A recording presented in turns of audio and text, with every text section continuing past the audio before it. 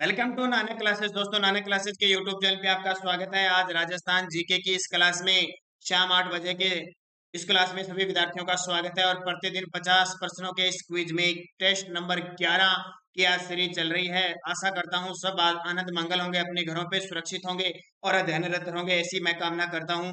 तो स्टार्ट करते हैं। इतिहास, भूगोल, कला, संस्कृति और पॉलिटिकल्स के वो मिश्रित 50 क्वेश्चन जिसका नाम है हमारे सवाल आपके जवाब। तो हर एक एग्जाम में आपके लिए इंपॉर्टेंट है। तो स्टार्ट करते हैं। जल्दी से वीडियो को लाइक कर दो, शेयर कर दो। अगर आप चैनल पे नए हैं तो इसको सब्सक्राइब कर लो। पहला आपके सामने क्वेश्चन, नील की खेती के लिए गुप्तकालीन स्वर्ण मुद्राओं, नील की खेती के लिए वह गुप्तकालीन स्वर्ण मुद्राओं के लिए राज्य में कौन सा स्थान प्रसिद्ध था? एक तो राजस्थान में नील की खेती के लिए प्रसिद्ध क्षेत्र था और एक गुप्त काल की सोने की मुद्राएं मिली है। राज्य में कौन सा स्थान प्रसिद्ध था? रूपवास, बयाना, डीग या कामा? जल्दी से कमेंट में जवाब दीजिए। बहुत ही खास क्वेश्चन है और कई बार एग्जाम में पूछा जा चुका है इस क्वेश्चन को। उत्तर हो जाएगा बयाना, भरतपुर। आपने सुना होगा राजस्थान का सबसे प्राचीन जो विजय स्तंभ है वो कहाँ का है? बयाना का है। वहां पे गुप्त काल के अवशेष मिले हैं। रूपवास तहसील भी आपको पता है खानवा भरतपुर के अंदर है। डीग के महल भरतपुर में है और कामा भरतपुर में है जहाँ भोजन थानी मेला लगता है। तो बयाना नील की खेती और गुप्तकालीन स्वर्ण मुद्राओं के लिए ये क्षेत्र प्रसिद्ध था। महाराणा प्रताप ने अरावली की पहाड़ियों में किस स्थान को संकटकालीन राजधानी बनाया था? महाराणा प्रताप ने अरावली की पहाड़ियों में एक स्थान है, वहां पे अपनी संकटकालीन राजधानी बनाई थी। संकटकालीन और अगले 12 वर्ष तक, यानी मान के चलो 1585 से लेकर 1597 तक उसकी राजधानी रही थी। और राजधानी कौन सी है? तो इतना हिंट देने के बाद कल मैंने ऐतिहासिक युद्धों का वीडियो दिया था 9 बजे। शायद सभी विद्यार्थियों ने देख लिया होगा। जिसने नहीं देखा वो जरूर देखें। राजस्थान के जितने भी ऐतिहासिक युद्ध है 9 बजे की क्लास में मिलता है। और आज शाम 9 बजे की क्लास में आपको स्पेशल और स्पेशल मिलेगा भारत राजस्थान की जनगणना 2011। तो चावंड को अपनी राजधानी बनाई थी। चावंडिया भील को हराकर 1585 में राजधानी बनाई थी और 1597 तक लास्ट चावंड बारडोली में ही महाराणा प्रताप की मृत्यु होती है। याद रखना, ये बहुत इंपॉर्टेंट है। यानी 12 वर्ष तक ये राजधानी रही थी, तो इसको भी याद रखना। महाराणा प्रताप 1572 में गद्दी पर बैठे थे और 1597 में इनकी मृत्यु तक ये मेवाड़ की गद्दी पर रहे थे और अकबर का इन्होंने मुकाबला किया था। राज्य में चेती दमशक यानी दमिशक गुलाब की खेती के लिए कौन सा स्थान प्रसिद्ध है? चेती यानी चैत के महीने में होते हैं दमिशक या दमशक गुलाब की खेती के लिए कौन सा स्थान प्रसिद्ध है? हल्दीघाटी, खमनोर, गोगुंदा या सेवर? बहुत ही खास क्वेश्चन है। इस प्रकार के क्वेश्चन ही एग्जाम के अंदर आते हैं। मैं एक बार फिर बता रहा हूं कि जो एग्जामिनर जो क्वेश्चन बनाता है, मान के चलो 50 क्वेश्चन अगर राजस्थान जीके के बनाता है तो वो 3 स्तर के बनाता है। एक उच्च स्तर के क्वेश्चन बनाता है, एक मध्यम स्तर के क्वेश्चन बनाता है। 50 क्वेश्चनों में एक तो वो उच्च स्तर के, एक मध्यम स्तर के और तीसरा यानी निम्न स्तर के वो क्वेश्चन बनाता है। कई बार आप देखते हो ना, क्वेश्चन आ जाता है एग्जाम में, राजस्थान का राज्य पशु कौन सा है, राज्य पक्षी कौन सा है, ठीक है, इस प्रकार के राजस्थान का राज्य खेल कौन सा है, या इस प्रकार के कई बार क्वेश्चन आ जाते हैं बहुत आसान। तो 3 स्तर का एग्जामिनर क्वेश्चन बनाता है। उच्च स्तर का वे क्वेश्चन जो बहुत ही कम विद्यार्थियों को आता है, 5% विद्यार्थियों को ही आता है। जैसे 50 में से वो 10 क्वेश्चन आपको मिल जाएंगे। फिर 20 क्वेश्चन ऐसे मिल जाएंगे जो मध्यम स्तर के और जो लगातार आप मेहनत कर रहे हो और आपकी किताबों में से पढ़ा हुआ लगभग आ जाता है क्लियर रूप से, वो 20 से 25% आ जाते हैं। ठीक है, तो 15% ऐसे आते हैं जो बिल्कुल नॉर्मल होते हैं, सभी को आते हैं, सारे प्रश्न सही करके आते हैं। कोई गलत भरते हैं वो अलग बात है, बाकी इतने सरल शासन जैसे प्रश्न आ गया, महाराणा प्रताप कहाँ के शासक थे, मालदेव कहाँ के शासक थे, हल्दी घाटी का युद्ध कब हुआ, कुछ तो ऐसे प्रश्न आ जाते हैं।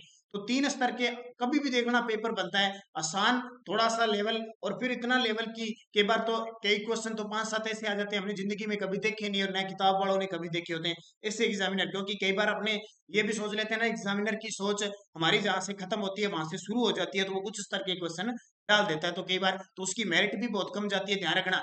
अगर किसी पेपर ज्यादा कठिन है तो उसका मेरिट भी कम जाएगा, ये भी ध्यान रखना। मान लो कहीं 5,000 सीटें आ गई, जैसे कांस्टेबल में 5500 सीटें थी, तो भाई 5500 तो लोग लगे हैं ना, 5500 तो लोग लगेंगे, 5500 विद्यार्थी तो लगेंगे। उनकी मेहनत काम आई है, उनका लक काम किया है, मेहनत को आगे से संवारा है उन्होंने, तो 5500। तो ऐसे तो हम कह नहीं सकते कि हमारा सिलेक्शन नहीं हुआ, देखो हमारी मेहनत में कमी रह गई और हमारा लक हो सकता है अभी और मेहनत मांग रहा है और अभी मांग रहा है, तो उस आधार पे हमें पढ़ना पड़ेगा। ठीक है, जिज्ञासा हमारी बढ़ती जाएगी, तैयारी हमें करनी पड़ेगी। अभी तक भगवान हो सकता है कि फिक्स भगवान ने हमें भेजा, इतने घंटे तो पढ़ेगा तब जाके तेरा सिलेक्शन होगा। बहुत सारे विद्यार्थी एक साल में नौकरी लग जाती है और उनको हो सकता है कि वो एक साल में, मान के चलो एक एक महीने में अगर वो 30 घंटे पढ़ा है तो 100 घंटे या ज्यादा से 500 घंटे पढ़ा है। हो सकता है जिसका सिलेक्शन 4-5 सालों से नहीं हुआ उसको 2000 घंटे पढ़ने पड़ेंगे, और वो 2000 घंटे कठिन परिश्रम से पूरे नहीं हुए। उस हिसाब से तैयारी करनी है, लगातार परिवर्तन कर, ठीक है, निश्चय करके और तैयारी करते रहना है। सोच लो, एक ही दिमाग में सोच लो, मरने से पहले मैं नौकरी लगूंगा, मरने से पहले मैं नौकरी लगूंगा, बस इतना दिमाग में डाल लो। आपको कोई नहीं रोक सकता। भगवान ही सोचेगा अरे ये तो मेरे आने से पहले कुछ करना चाहता है, तो भगवान आपको नौकरी जरूर देगा।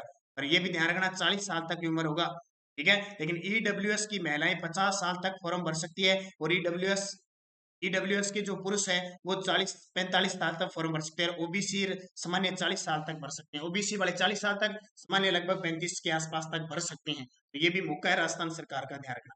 तो दमिश्क गुलाब की खेती के लिए प्रसिद्ध है खमनोर राजसमंद। खमनोर जो राजसमंद के अंदर है, खमनोर, वहां प्रसिद्ध है। अगला, राज्य में ब्रिटिश सरकार का कार्यालय कहां स्थित था? राज्य में ब्रिटिश सरकार का कार्यालय का मतलब आपने सुना होगा, राजपुताना एजेंसी की स्थापना हुई थी नसीराबाद में। एजीजी का कहने का मतलब एजीजी का कार्यालय कहां पे था? AGG, agent to governor general. तो इनमें से ऑप्शन में देखें तो माउंट आबू में था। वैसे राजपुताना एजेंसी की स्थापना 1900, ठीक है, सॉरी, 1818 के अंदर नसीराबाद में हुई थी, लेकिन 1832 में इसका मुख्यालय कहाँ चला गया था? माउंट आबू में चला गया था, और क्रांति के समय भी ये माउंट आबू में था। आबू में स्थित प्राकृतिक नक्की झील किस समाज की पवित्र झील है? आबू में स्थित जो प्राकृतिक नक्की झील है वो किस समाज की पवित्र झील है? ये बहुत बार मैं क्वेश्चन बता चुका हूँ। सहरिया, ग्रासिया, मीणा, भील। अब यहां से आपको पता लग जाएगा कि सिरोही में, माउंट आबू में कौन सी जनजाति रहती है? तो आपको पता है ग्रासिया रहती है। तो ग्रासिया जाति के लोग यहाँ जो मरने के बाद अस्थियां विसर्जित करते हैं इस नक्की झील, इसको पवित्र मानते हैं, पुष्कर की तरह, ये ध्यान रखना। अगला, गुरु विशिष्ट ने राजपूत योद्धाओं को अग्नि से उत्पन्न करने के लिए एक यज्ञ को कहां संपन्न किया था? पढ़ते हैं ना, गुरु विशिष्ट ने, इसके अनुसार, चंद्र बरदाई के अनुसार अग्निकुंड से राजपूतों की उत्पत्ति मानी जाती है। वो कहता है कि गुरु विशिष्ट ने एक यज्ञ किया और यज्ञ से 4 जातियां उत्पन्न हुई, चाहमान यानी चौहान, चालुक्य, परमार और प्रतिहार। तो माउंट आबू, आबू पर्वत पर उन्होंने यज्ञ किया था। अगला, केलपानी पवित्र तीर्थ स्थल कहां स्थित है? डूंगरपुर, चित्तौड़गढ़, बांसवाड़ा, झालावाड़। केलपानी पवित्र तीर्थ स्थल है वो कहां पे स्थित है? ये उच्च स्तर के क्वेश्चन है। ऐसे क्वेश्चन हम बहुत कम किताबों में देखते हैं तो भी इतना हम गौर नहीं करते उन क्वेश्चनों पे। तो इनके उत्तर ध्यान दीजिए, बांसवाड़ा। और मैं आपसे गारंटी लेता हूँ 100% कि अगर आप मेरी सुबह 7 बजे की करंट अफेयर्स, शाम 8 बजे का ये टेस्ट और 9 बजे का जो टॉपिक वाइज वीडियो होता है, अगर ये देखते रहे तो आपका राजस्थान के, जब से कोरोना भागेगा ना, इतना पूरा कंप्लीट हो जाएगा, पूरा कंप्लीट। और पेपर में सीधे सीधे आपको क्वेश्चन मिल जाएंगे। बस आपका साथ चाहिए, लगातार बने रहिए और वीडियो को लाइक शेयर कीजिए। उत्तर क्या आ जाएगा? बांसवाड़ा। अगला, राजस्थान में पाली जिले में स्थित रणकपुर किसके लिए विख्यात है? राजस्थान में पाली जिले में स्थित रणकपुर, सुना है ना, 1444 खंभों पे और मथाई नदी के किनारे ये रणकपुर के कौन से मंदिर स्थित है? तो जैन मंदिरों के लिए प्रसिद्ध है रणकपुर। पेपर में कितना ही पूछो, पेपर में सीधा सीधा एग्जाम में आ ही जाता है ये। स्तंभों की नगरी इसे कहते हैं, स्तंभों की नगरी, ध्यान रखना। अगला, संत पीपा की गुफा स्थित है।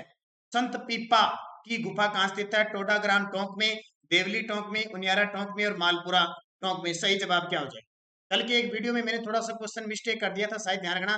देवगढ़, सुबह 7 बजे की करंट अफेयर्स के क्लास में देवगढ़ मैंने शायद राजसमंद बता दिया था एक क्वेश्चन में, क्योंकि राजसमंद की मैंने कहानी बताई थी। तो देवगढ़ प्रतापगढ़ के अंदर, ठीक है। तीसरा सौर ऊर्जा संयंत्र, पवन ऊर्जा का संयंत्र है, तो वो याद रख लेना। तो टोडाग्राम टोंक में संत पीपा की गुफा है, मंदिर है इसका समदड़ी बाड़मेर में और छतरी गागरोन दुर्ग में बनी हुई है। संत पीपा ऐसे थे जो राजा थे और राजा से सब कुछ छोड़कर और रामानंद के शिष्य बन गए थे। अगला, कुंभ स्वामी जी का मंदिर कहाँ स्थित है? कुंभ स्वामी जी का मंदिर है कहाँ स्थित है? ये सीधा सीधा पेपर में पूछे गए हैं। कुंभ स्वामी जी का मंदिर उदयपुर में, चित्तौड़गढ़ में, खाटू श्याम जी में या मेड़ता नागौर में? कुंभ श्याम जी का मंदिर मैंने बहुत बार बता दिया आपको, चित्तौड़गढ़ जिले में स्थित है। अगला, चूलगिरी जैन मंदिर कहाँ स्थित है?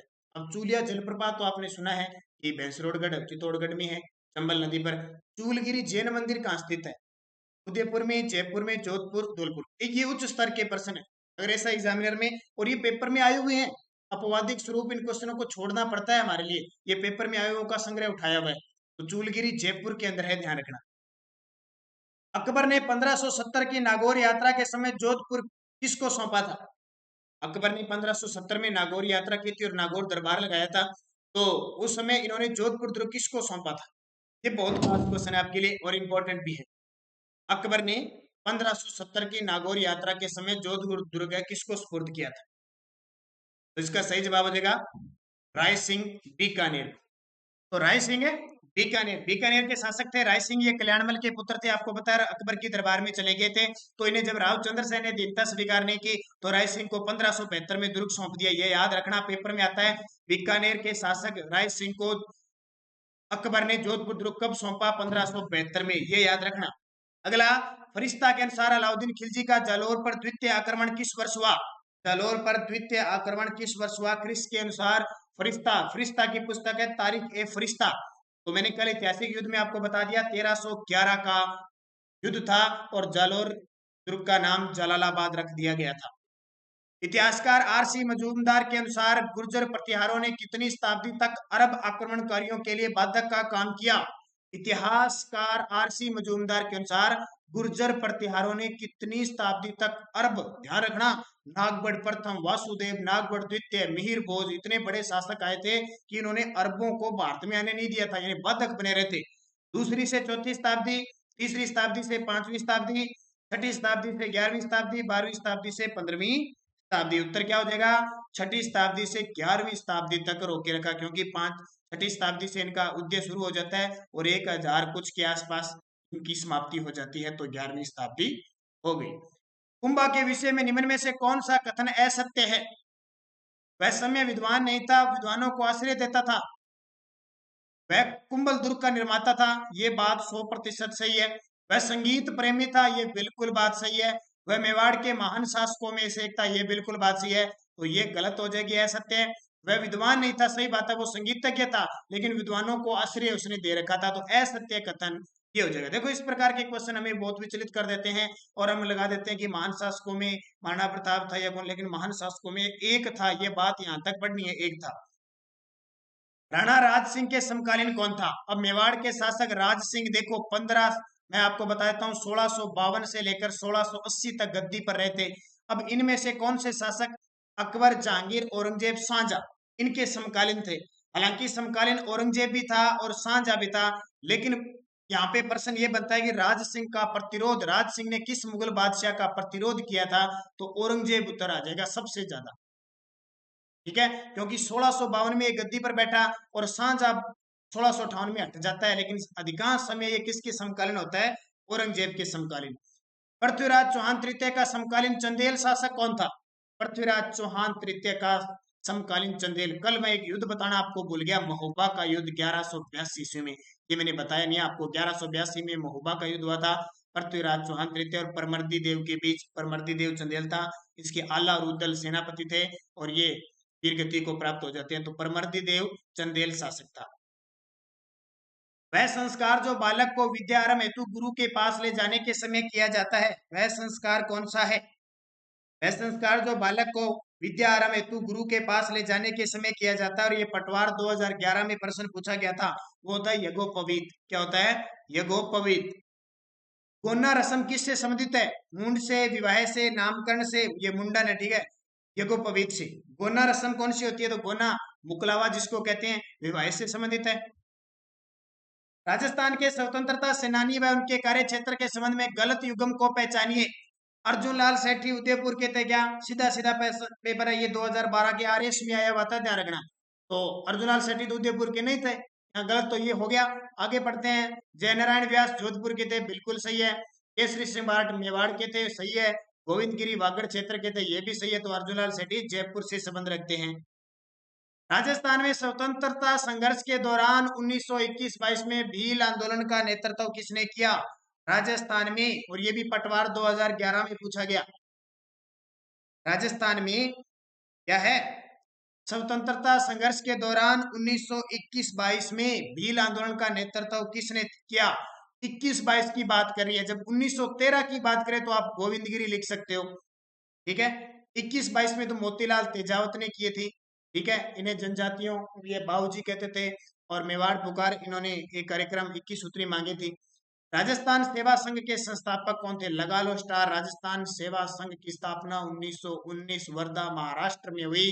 अब कौन कौन थे? एक नाम तो आप जानते हो, विजय सिंह पथिक। यहाँ भी दे दिया विजय सिंह पथिक, यहाँ भी विजय सिंह पथिक दे दिया, ये तो कट गया सीधा ही। अब तीन में से कौन हो सकता है? तो ध्यान रखना, विजय सिंह पथिक, राम नारायण चौधरी और हरिभाई किंकर, ये तीनों मिलकर 1919 में करते हैं।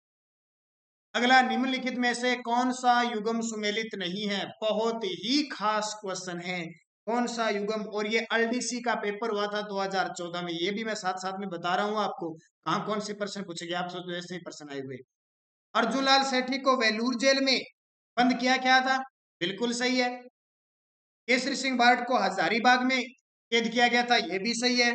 विजय सिंह पथिक को टोडगढ़ जेल में भेजा गया था, यह भी सही है। जोरावर सिंह को बरेली जेल में भेजा गया था, यह गलत है, क्योंकि बरेली जेल में तो प्रताप सिंह बारट को भेजा था, ये जोरावर सिंह तो पकड़ा नहीं गया था, इसलिए जोरावर सिंह भूमिगत बंदा बिरागी के नाम से फिरता था और इसको राजस्थान का चंद्रशेखर कहते हैं, ध्यान रखना। तो सुमेलित नहीं है, ये हो जाएगा। राज्यपाल अपना त्याग पत्र किसको संबोधित करता है? ये भी पटवार 2011 में आया था भी। राज्यपाल अपना त्याग पत्र किसको संबोधित करता है? राष्ट्रपति को, प्रधानमंत्री को, संघ के गृह मंत्री को या उच्च न्यायालय के मुख्य न्यायमूर्ति को? और देखो, आरपीएससी कॉलेज लेक्चरर के लिए मैं स्पेशल राज्यपाल, मुख्यमंत्री और विधानसभा की वीडियो दे चुका हूँ। देखो वो सबके लिए जरूरी है, नाम ऊपर लिख दिया ना आरपीएससी, तो कोई आरपीएससी नहीं है, कोई भी एग्जाम में हो सकता है। तो राष्ट्रपति हमेशा त्याग पत्र देता है। नियुक्ति कौन देता है? तो नियुक्ति भी राष्ट्रपति देता है, लेकिन शपथ दिलाता है उच्च न्यायालय के मुख्य न्यायाधीश। राजस्थान की कार्यपालिका का संवैधानिक प्रमुख कौन होता है? ये जेल प्रेरी का पेपर हुआ था 2017 में, उसमें पूछा गया था। राज्यपाल, राजस्थान की कार्यपालिका का वैधानिक प्रमुख तो सीधी सी बात है, संवैधानिक प्रमुख तो राज्यपाल होता है। वास्तविक जो कार्यपालिका होती है ना, वो मुख्यमंत्री और उसकी मंत्री परिषद होती है। ये बातें छोटी छोटी बातें हैं पॉलिटिकल में, और इनमें हम कंफ्यूज हो जाते हैं। अब हमने देते हैं संवैधानिक प्रमुख कौन होते हैं। निम्नलिखित लेखकों में से किसने ए हिस्ट्री ऑफ राजस्थान के लेखक हैं? कौन से लेख, इन लेखकों में से कौन A history of Rajasthan second grade teacher 2014 के एग्जाम में आया था? ए हिस्ट्री ऑफ राजस्थान के लेखक रीमा हुजा। कौन थी? रीमा हुजा। अगला, सुंदर विलास के रचयिता थे? सुंदर विलास ग्रंथ के रचयिता नाम से ही पता लग रहा है वैसे तो, दादू दयाल जी, मीराबाई, सुंदरदास जी या रैदास? सुंदर विलास के रचयिता थे सुंदरदास जी, जो दादू दयाल की नागा शाखा के प्रवर्तक थे। दादू पंथ की नागा शाखा के, जिन्हें राजस्थान का शंकराचार्य कहते हैं, सुंदरदास जी को याद रखना बहुत इंपॉर्टेंट है। पश्चिमी दिशा के लिए राजस्थानी भाषा का शब्द है, पश्चिमी दिशा होती है ना, पश्चिम दिशा, उसको राजस्थानी भाषा में क्या कहते हैं? क्या कहते हैं? हवा चलती है, कई बार आम भाषा में घर पे नाम लेते हैं ना, उसको कहते हैं अथुणो। थुणो क्या नहीं, थुणा कानो हवा आई है, पूर्वाई हवा आई है, ये क्या नहीं, अथुणो कहते हैं, ध्यान। धावड़िया के व्यक्ति होते थे, धावड़िया के व्यक्ति होते थे जो कारवां व काफिले को लूटते थे, जो राजाओं के लिए कर संग्रह करते थे, जो अनाज का भंडारण करते थे, जो दौड़ में भाग लिया करते थे। आरएस के अंदर क्वेश्चन पूछा गया है, ध्यान रखना। उत्तर क्या हो जाएगा? जो कारवां और काफिलों को लूटते थे ना, वो धावड़िए होते थे, याद रखना। अगला, खलियान में अन्न राशि पर चिन्ह लगाने की क्रिया क्या कहलाती है? खेत खलियानों में अन्न राशि, यानी खलियान में अन्न राशि पर चिन्ह लगाने की क्रिया को क्या कहते थे? चांक कहते हैं उनको, चांक। अगला, राजस्थान संस्कृति में ओलंदी क्या है? नाम सुना है? ओलंदी राजस्थानी लोकगीत है, विवाह का एक प्रकार है, एक देसी खेल है, यह नववधु के साथ जाने वाली लड़की या स्त्री होती है। ये क्वेश्चन बहुत बार पेपर में, और ये ग्राम सेवक के, पिछला जो ग्राम सेवक हुआ था उसमें क्वेश्चन आया था। तो नववधु के साथ जाने वाली लड़की या स्त्री को ओलंदी कहा जाता है। राजस्थान में लिम्बाराम क्यों प्रसिद्ध है? लिम्बाराम को तो जानते हो, और ये 2017 के एक पीसी एग्जाम में आया था। राजस्थान में लिम्बाराम कौन थे? तीरंदाज थे, जिन्हें राजस्थान का खेल जगत का सबसे बड़ा पुरस्कार, महाराणा प्रताप पुरस्कार, पहला लिम्बाराम को मिला था तीरंदाजी में। विख्यात गजल गायक जगजीत सिंह का पैतृक निवास निम्न में से कौन सा है? अक्सर जब इनकी जयंती आती है तो बड़े धमाल के साथ न्यूज में होता है। ये विख्यात गजल गायक जगजीत सिंह का पैतृक गांव कौन सा है? ये क्वेश्चन 2013 के एग्जाम में पूछा गया था। श्री गंगानगर इसका पैतृक गांव है। अगला, राजस्थान साहित्य अकादमी का मुख्यालय कहाँ पे है? देखो भाई, बहुत सारे विद्यार्थी जो नए होते हैं ना, उनको ये पता नहीं होता है कि ये सीरीज किस प्रकार की चल रही है। वो सोचता है कि प्रश्न पढ़ दिया और उत्तर दे दिया। तो ध्यान रखना, ये 8 बजे की सीरीज ही ऐसी है, सिर्फ इसका नाम है राजस्थान जीके टेस्ट, हमारे सवाल आपके जवाब। 9 बजे की क्लास देखना, आपको शानदार तरीके से पूरे तथ्य के साथ और टॉपिक का मिलता है। जैसे आज जनगणना 2011 आरपीएससी कॉलेज लेक्चरर के लिए स्पेशल मिलने वाला है, क्योंकि आप टेलीग्राम ज्वाइन कीजिए। टेलीग्राम पर नानक क्लासेस स्टडी अड्डा ग्रुप है, वीडियो के डिस्क्रिप्शन में लिंक है, वो ग्रुप ज्वाइन कीजिए, उससे आपको पता लग जाएगा। एक दिन में हमारी 3 क्लास आती है, सुबह 7 बजे, शाम 8 बजे और शाम 9 बजे। इनके लिंक मिलते ही आपको वीडियो स्टार्ट हो जाता है, ये ध्यान रखना। तो उत्तर क्या हो जाएगा? साहित्य अकादमी उदयपुर के अंदर स्थित है। 2.5 दिन का झोपड़ा कहाँ पे स्थित है? ये तो बहुत ही आसान है आपके लिए। 2.5 दिन का झोपड़ा, जहाँ पे विग्रह राज चतुर्थ ने पहले संस्कृत पाठशाला बनाई थी और उसके बाद में कुतुबुद्दीन ऐबक ने तोड़कर 2.5 दिन का झोपड़ा, और जिसके डिजाइन करता अबू बकर थे, अजमेर के अंदर स्थित है। इस राज्य में सर्वप्रथम पंचायती राज लागू हुआ, तो ये भी वीडियो मैंने दे दिया। अपने राजस्थान में सबसे पहले 2 अक्टूबर 1959 को नागौर के बगदरी गांव में इसकी शुरुआत होती है। राजस्थान में छावनी बोर्ड की स्थापना कहां पर की गई? ये भी बहुत खास है। राजस्थान में छावनी बोर्ड की स्थापना, राजस्थान में छावनी बोर्ड की स्थापना 25 जून 1818 को हुई थी, नसीराबाद अजमेर के अंदर। आबू में प्रथम नगर पालिका कब स्थापित की गई? आपसे पूछे राजस्थान की प्रथम नगर पालिका कहां स्थापित की गई? एक तो उत्तर हो जाएगा माउंट आबू सिरोही में। अब क्वेश्चन ये बनता है कि माउंट आबू सिरोही में कब हुई? तो 1864 में स्थापित हुई। ये जेल प्रेरी 2017 के एग्जाम में पूछा गया है। 1864 में माउंट आबू में राजस्थान की प्रथम नगर पालिका स्थापित की गई। जयपुर को छोड़कर राजस्थान के किस जिले में पुलिस कमिश्नरेट की स्थापना की गई है? राजस्थान के 2 ही ऐसे शहर है जहां पे कमिश्नर यानी पुलिस कमिश्नरेट की स्थापना की गई। और आप कांस्टेबल का एग्जाम देते हो, आपने देखा होगा दोनों जगह। तो एक तो जयपुर है और दूसरी है जोधपुर। यहाँ स्थापना कब हुई? 2011 में। वर्तमान में जोश मोहन जोधपुर के कमिश्नर है और जयपुर के हैं आनंद श्रीवास्तव। अगला, अकबर द्वारा महाराणा प्रताप से बातचीत हेतु भेजे गए दूतों का सही क्रम। महाराणा प्रताप को समझने के लिए 4 शिष्टमंडल भेजे गए थे, और उनका बड़ा सूत्र है। सूत्र से आप क्या पढ़ सकते हो? जम भट्ट, जम भट्टो या जम भट्ट। जैसे जलाल सिंह, अब देखो जलाल खां कहाँ है? 2 में है। मैं से मान सिंह, ये आ गया, ये कट गया, ये तीनों ही कट गए, सीधे पड़े। मान सिंह, ऐसे भगवंत सिंह, तो से टोडरमल, उत्तर आ जाएगा। लेकिन फिर भी महाराणा प्रताप ने टस से मस नहीं हुआ। जैसलमेर में 1550 में वहां के शासक लूणकर्ण के समय अर्ध शाका हुआ था। सुनते हो ना, किस दुर्ग में 2.5 शाके हुए थे, तो जैसलमेर में। और तीसरा जो शाका हुआ था वो अर्ध शाका हुआ था, यानी वहां पे केसरिया तो हुआ लेकिन जोहर नहीं हुआ। क्यों? कारण क्या था? अर्ध शाके का मतलब क्या हुआ? ये भी 3rd ग्रेड टीचर के अंदर क्वेश्चन पूछा गया। तो केसरिया तो हुआ लेकिन जोहर नहीं हुआ। अगला, किस राजपूत राजा ने हरिनाथ, सुंदरदास और जगन्नाथ जैसे विद्वानों को संरक्षण प्रदान किया था? किस राजपूत राजा ने हरिनाथ, सुंदरदास, जगन्नाथ जैसे विद्वानों को संरक्षण प्रदान किया था? आमेर के महाराजा मानसिंह, आमेर के महाराजा मानसिंह ने किया था। अगला, नागभट्ट प्रथम किस राजवंश से संबंधित था? नागभट्ट प्रथम, अब नाम आजे कभी हरिश्चंद्र, नागभट्ट, नागभट्ट प्रथम, द्वितीय वासुदेव, रजिल, इसके अलावा महिपाल, मिहिरभोज, महेंद्रपाल, ये सारे शासक गुर्जर प्रतिहार वंश के थे। मैं आपको 9 बजे की क्लास में सारी हिस्ट्री दोबारा करवाऊंगा। पहले मैंने करवा दी, लेकिन फिर करवाऊंगा एक एक टॉपिक से। गुर्जर प्रतिहार है, जयपुर के कछुआ वंश है, गुहिल वंश है, मेवाड़ के, मारवाड़ के राठौड़, बीकानेर के राठौड़, हड़ौती के चौहान, सब करवाऊंगा, ठीक है।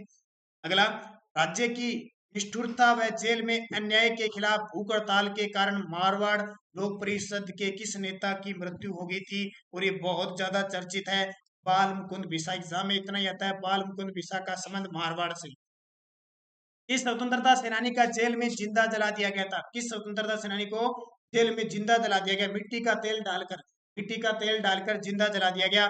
नाम सुना होगा आपने, जैसलमेर में सागरमल गोपा को 1946 के अंदर जला दिया गया था, ठीक है। राजस्थान के राजनीतिक जागरण में अग्रणी रही त्याग भूमि नामक समाचार पत्र के संपादक कौन थे? त्याग भूमि नामक समाचार पत्र के संपादक कौन थे? तो ये थे हरिभाऊ उपाध्याय। कौन थे? हरिभाऊ उपाध्याय। राजस्थान के स्वतंत्रता आंदोलन के दौरान गिरफ्तार होने वाली राजस्थान की पहली महिला कौन थी? राजस्थान के स्वतंत्रता आंदोलन के दौरान गिरफ्तार होने वाली राजस्थान की पहली महिला कौन थी? अंजना देवी चौधरी, जो राम नारायण, ठीक है, राम नारायण चौधरी की पत्नी थी। राजस्थान के किस संत और रामानंद के शिष्य ने अपने राज्य को त्याग कर गुरु मंडली में सम्मिलित हो गया? मैं पहले पीछे बता के आया हूं आपको। ऐसा संत जिसने पहले यानी अपने राज्य को त्याग दिया, राजा की पदवी त्याग दी और गुरु मंडली में शामिल हो गए, और वो रामानंद के शिष्य थे, पीपा जी, संत पीपा जी, ये दर्जी समुदाय के जो देवता माने जाते संत। लोक देवता गोगा जी का थान सामान्यतः किस पेड़ के नीचे बनाया जाता है? देखो, इस प्रकार के पेपर में एग्जाम में पूछे जाते हैं।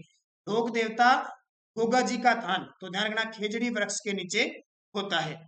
अगला, लोक देवता तेजाजी महाराज का पवित्र तीर्थ स्थल बांसी दुगारी कहाँ स्थित है?